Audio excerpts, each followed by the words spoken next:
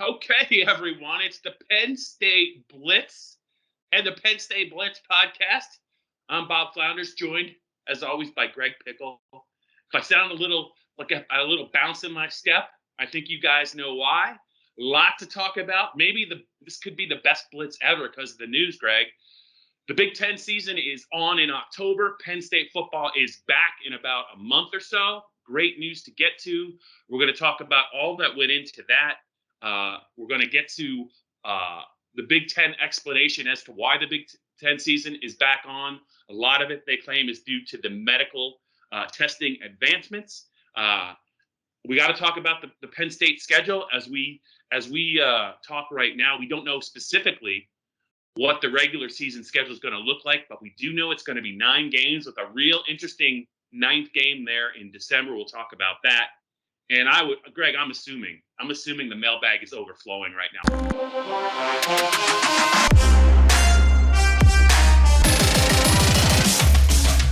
The big news in mid-September that football is back. What do you think?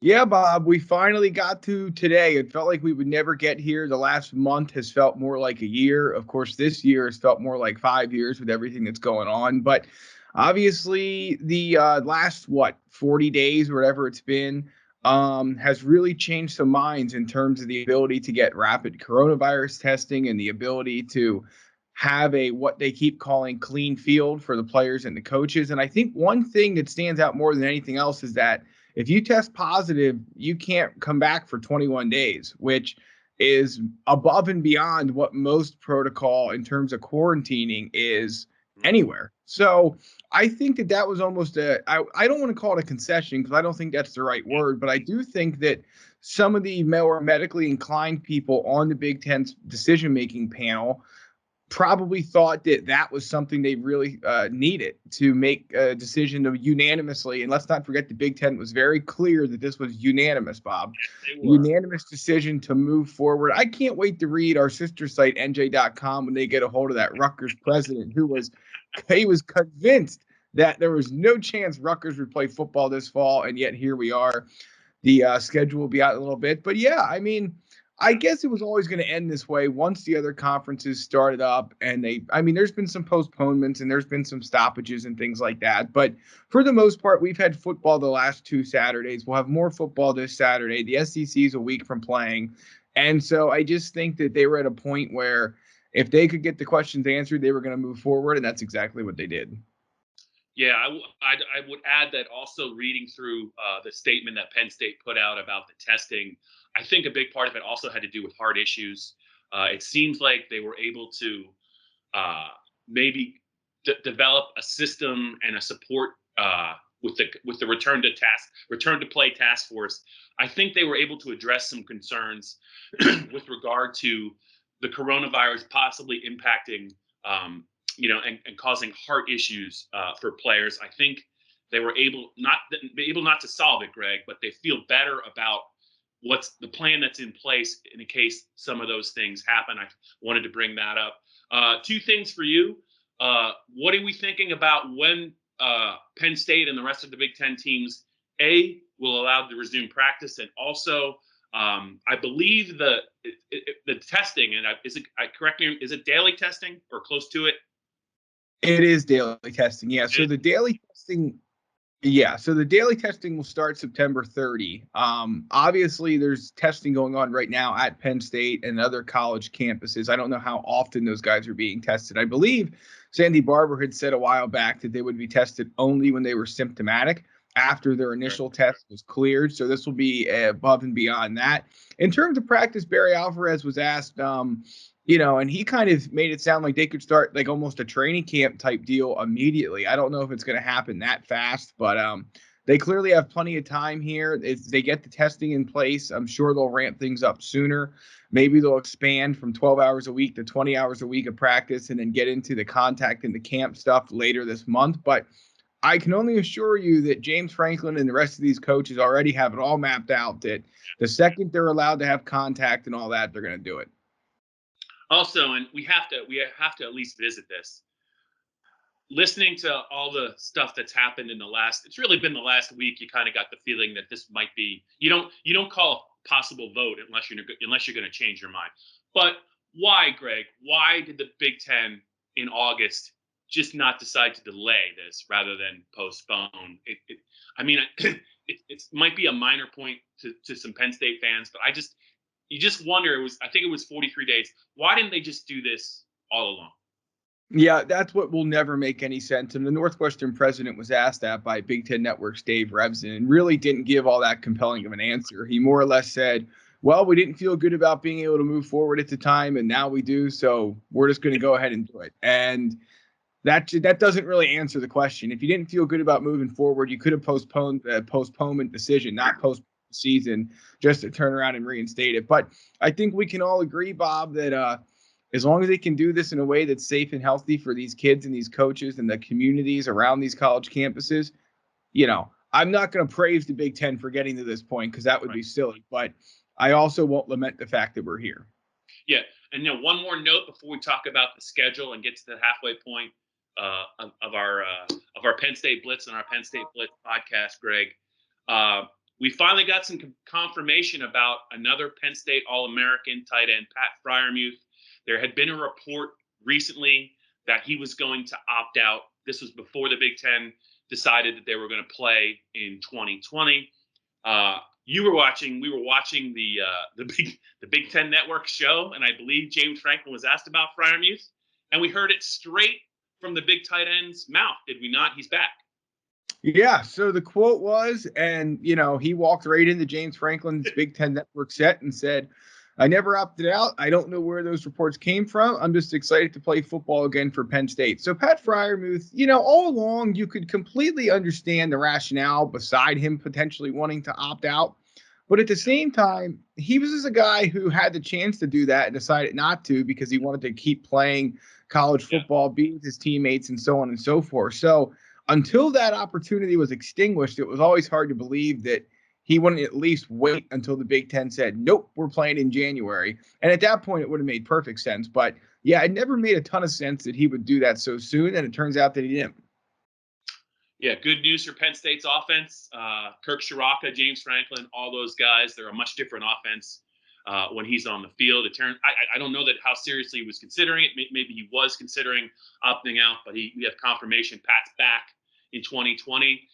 Greg, the first half of this show has flown by, so there's only one thing to do at the halfway point of every show.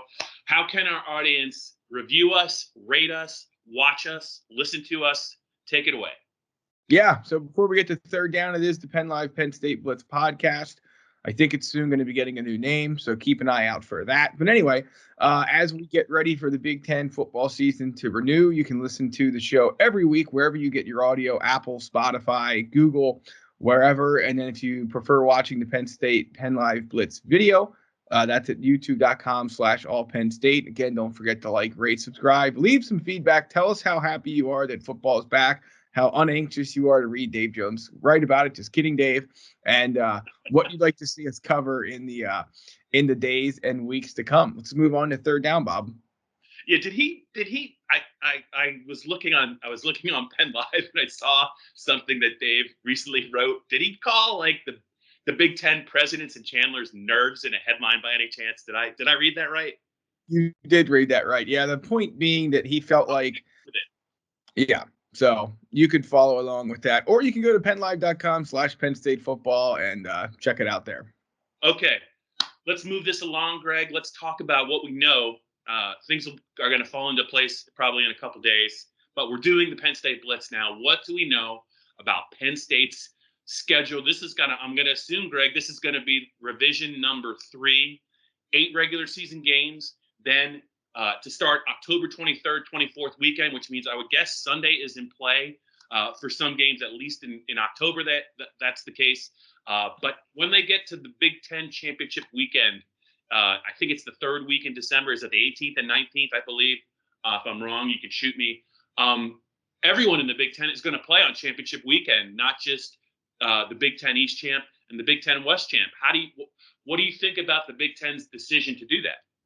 Yeah, I mean, obviously, It's something that they're trying to do with, at minimum, the college football playoff in mind, and trying to give everybody a ninth game to stack up. And even the bowl structure. I mean, I think it's almost been forgotten that the Football Bowl Associations kind of came out and said, if we can have our bowl games, we're going to have them. So, that's also in play too. The 9-game conference schedule, Dennis Dodd from CBS Sports pointed it out too. The 9 games fulfill the contract agreement with television networks in terms of giving all the conference games that they were promised. So let's not forget that is really the root of all this. I know you have a thought about another thing that makes sense, but yeah, the schedule will start the 23rd, 24th. There's some potential for Friday night games, as there's always been in the Big Ten.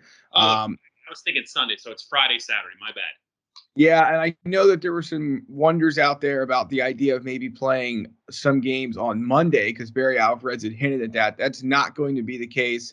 ESPN saying that would have only been possible if there was a fall season, or I'm sorry, a winter season. So no Monday games, but Friday, Saturdays in, Bob, and fans are out at this point. Okay, so Friday, not Sunday. I'll have to remember that moving forward. My thought, though, is I think it's a very good idea. I personally think this is something they should do every year if they can do it. The reason being that, there's been some pretty good Penn State teams that have been left out of the playoff, and they've taken Ohio State to the wire, and they've taken some other teams in the national playoff. It doesn't always work out that way, but if Penn State has a chance to play a quality opponent in the 9th game and beat them, say they finish 8-1, or say Ohio State finishes 8-1 and Penn State's 9-0.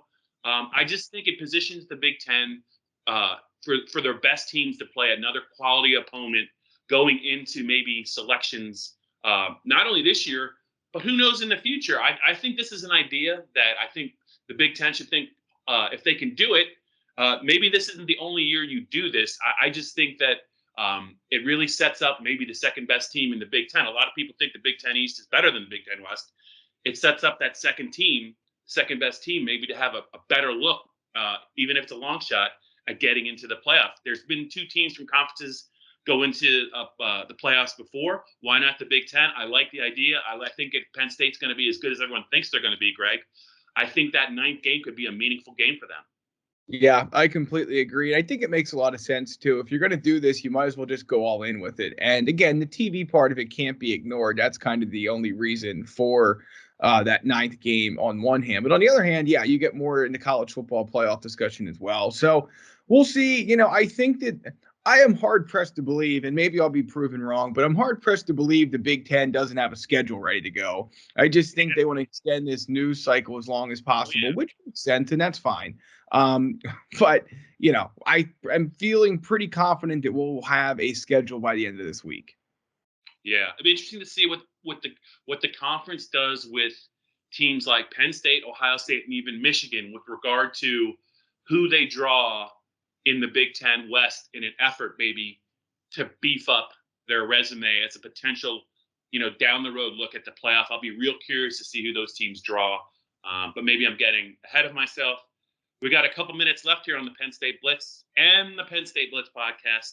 Greg Pickel and Bob Flounders talking to you guys. Greg, what's in the mailbag this week? I'm assuming we got some stuff to talk about with the fans.